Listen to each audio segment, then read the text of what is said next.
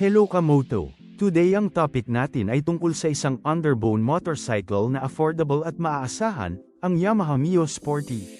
Let's start!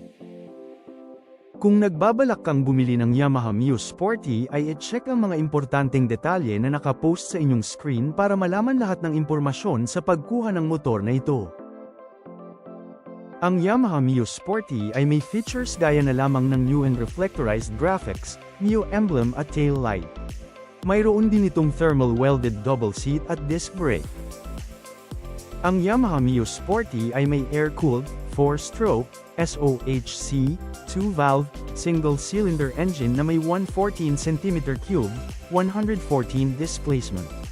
May maximum power itong 5.7 kW sa 8,500 revolution per minute at torque na 7.2 Nm sa 5,500 revolution per minute.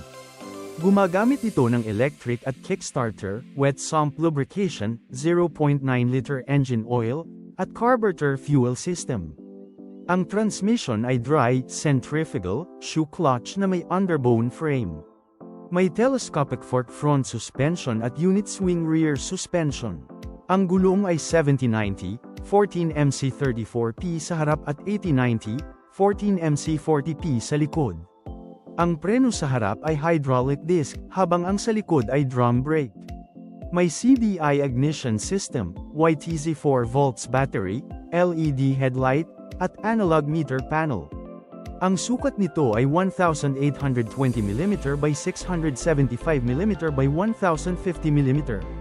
May 745mm seat height, 1,240mm wheelbase, 125mm ground clearance, 94 kg wet weight, at 4.1-liter fuel tank capacity.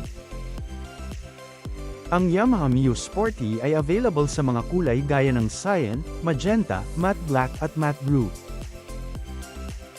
Nag-enjoy ka ba panoorin ng video? Huwag kalimutan na mag-like at subscribe sa Moto Info para updated ka sa mga bagong labas na motorsiklo sa Pilipinas.